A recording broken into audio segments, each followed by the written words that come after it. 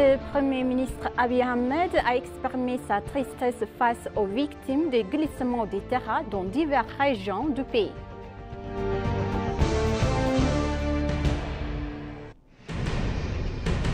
Le vice-premier ministre Mesken Turner a noté que la culture du riz dans l'État de Somalie est une prime pour les pays voisins.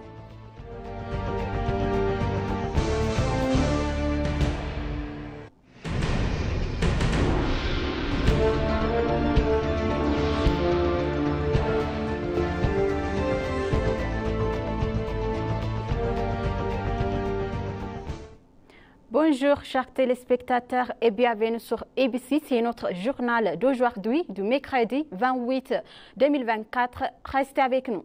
Le Premier ministre Abiy Ahmed a exprimé sa tristesse face aux victimes des glissements de terrain dans diverses régions du pays. Le Premier ministre Abiy Ahmed a partagé sur les réseaux sociaux « Je voudrais exprimer ma tristesse à notre peuple qui a été touché par les glissements des terrains survenus dans diverses régions de notre pays ». Il a révélé que les autorités compétentes ont reçu pour instruction d'apporter un soutien approprié aux victimes, exhortant tous les citoyens à soutenir les communautés touchées par tous les moyens possibles. Nous avons constaté des impacts négatifs de notre échec séculaire à protéger la nature. Il a indiqué Abiy Ahmed, ajoutant que l'initiative de l'empreinte verte est une solution clé pour résoudre ces problèmes de manière durable.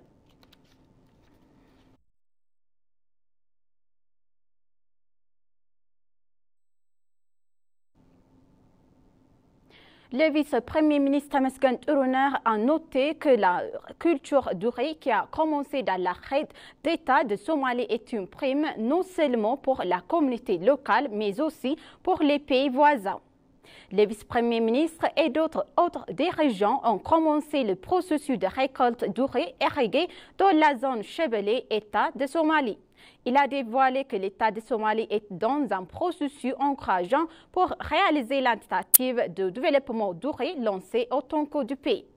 Il a noté que nombreuses initiatives nationales telles que Blé irrigué ont réalisé l'empreinte verte et le développement de corridors en portant d'une petite échelle en obtenant d'excellents résultats. Il a affirmé également que la culture du riz commencée dans la région du fleuve Chebele, dans l'État de Somalie, constitue un grand héritage non seulement pour la communauté locale, mais aussi pour les pays voisins, en particulier les pays de basse altitude et consommateurs du riz.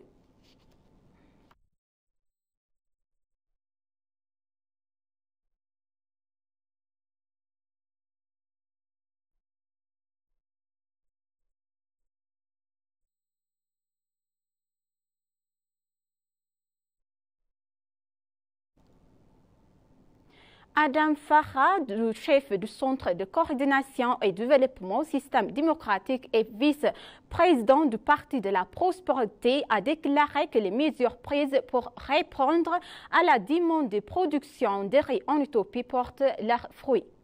Un groupe d'autres responsables du gouvernement dirigé par le vice-premier ministre Mesken Turner a visité une ferme rizicole à la zone de Chebele dans l'État de Somalie. Adam Farha, sur sa page de réseau social, il a indiqué qu'après le succès de notre rêve d'exporter du blé au-delà de notre consommation intérieure, les mesures que nous avons prises pour répondre à nos besoins de production de riz avec la production nationale portent leurs fruits. Adam Farha a déclaré que le programme national expérimental de production de riz irrigué dans la zone Chebele, dans la régionale de Somalie, est le début d'un nouvel espoir pour notre pays qui dispose d'un environnement naturel propice au riz, peuvent cultiver jusqu'à 30 millions d'hectares. Le gouvernement régional somalien, en collaboration avec le ministère de l'Agriculture, les anciens responsables et d'autres anciens fédérales, a pris des mesures immédiates pour étudier les conditions propices à la production du riz, a commencé à cultiver du riz par irrigation de 4 zones et 4 districts.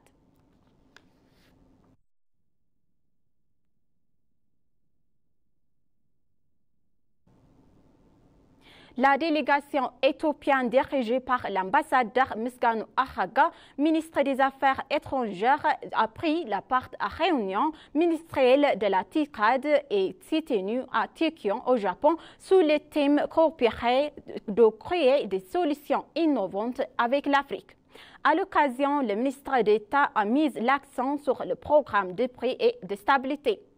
Misganou Ahaga a également déclaré la nécessité d'apporter une approche globale axée sur le renforcement des liens entre l'humanitaire, le développement et la paix pour relever les défis actuels en matière de paix et de sécurité, a apprécié l'aide continue du Japon à cet égard.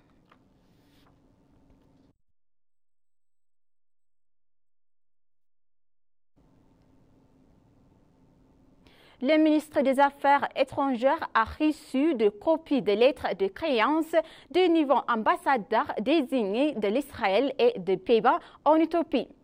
Abraham Nuguse, ambassadeur désigné de l'État d'Israël, et Marie-Christiane, ambassadrice désignée des Pays-Bas en Éthiopie, ont présenté leur copie de lettres de créance au ministère, selon le ministère des Affaires étrangères. On a appris que les nouveaux ambassadeurs ont présenté des copies de lettres de créance à Melakou Bededa, directeur général des affaires de protocolaire au ministère des Affaires étrangères de l'Éthiopie.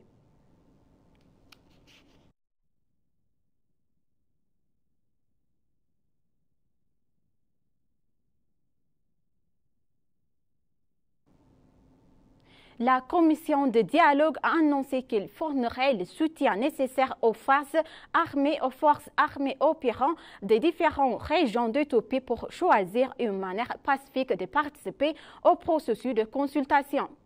La Commission a donné une conférence de presse concernant les travaux de présentation de l'ordre du jour qui débutera aujourd'hui dans la région de Sidama.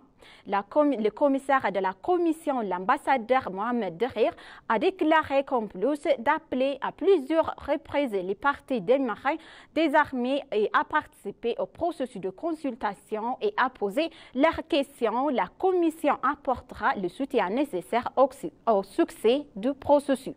Il a promis qu'il travaillerait dur pour le succès de la consultation nationale en assurant la protection, en surveillant une voie pacifique et incluant la participation des négociateurs. Il a demandé aux forces armées des différentes régions du pays de choisir une voie pacifique et de participer au processus de consultation.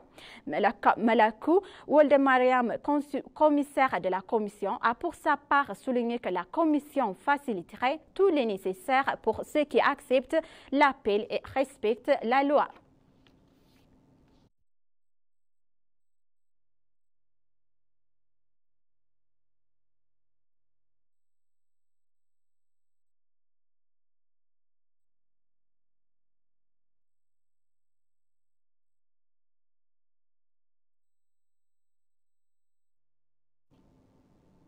L'ambassade d'Éthiopie en Inde a reçu un prix de prestigieux lors du prix du business de l'impact 2024 de l'Organisation indienne de commerce économique en reconnaissance des performances exceptionnelles de l'ambassade et de sa coopération dans le lien économique entre l'Éthiopie et l'Inde.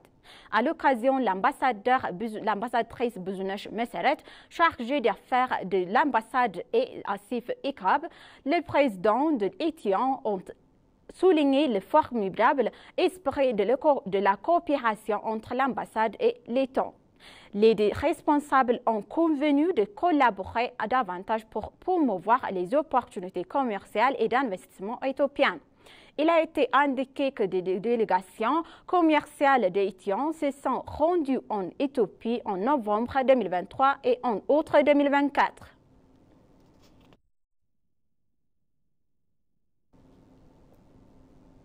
Le directeur général de l'Organisation nationale de la santé, Tedros Adhanom, a exhorté tous les États membres et partenaires à participer au cycle d'investissement lancé par l'organisation en mai dernier pour mobiliser les ressources prévisibles et flexibles pour ses travaux de base. Le directeur général a fait de cette remarque dans son discours d'ouverture à la 74e session du comité régional pour l'Afrique au Congo. Tedros Adhanom a affirmé aux participants de la 74e session du comité régional pour l'Afrique que chaque État membre peut apporter sa contribution. Contribution fait une différence, quel que soit le montant. Il a reposé sur une mission claire de promotion, de fourniture et de protection de la santé et du bien-être pour tous dans tous les pays.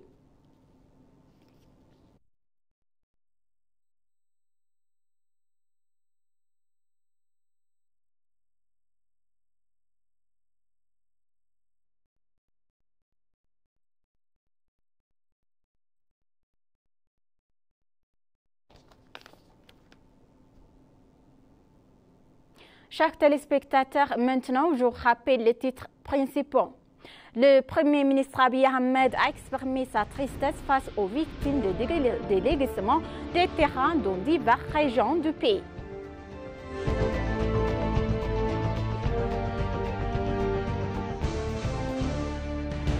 Le vice-premier ministre Mesgan Turuna a noté que la culture du riz dans l'État de Somalie est une prime pour les pays voisins.